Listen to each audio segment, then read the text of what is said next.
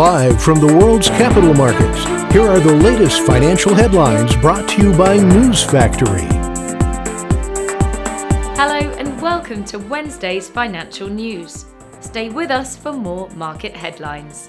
The dollar dropped 0.3% against the yen in the last session. The MACD is giving a positive signal. The Bitcoin dollar pair fell 2% in the last session after gaining as much as 4.4% during the session. According to the stochastic indicator, we are in an oversold market. The gold dollar pair traded sideways in the last session. According to the Williams indicator, we are in an overbought market.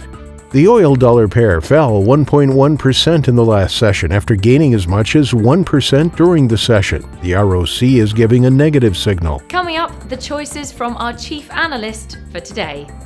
Oil settled lower, tumbling from a 2-month high after media reports said the United States and Iran have made progress on reviving a deal restricting the OPEC countries' nuclear weapons development.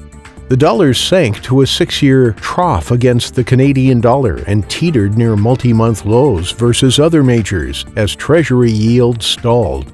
Bitcoin's carbon footprint has become an international debate since Tesla boss Elon Musk abruptly stopped accepting Bitcoin as a payment for the company's cars. Those were today's major economic events, and now moving on to world financial headlines.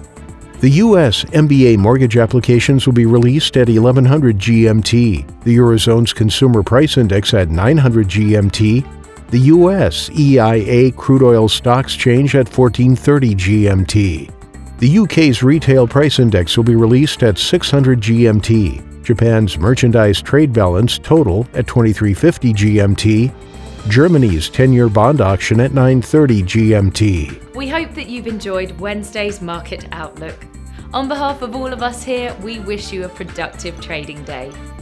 Be sure to join us tomorrow morning for the latest news and events from the financial markets.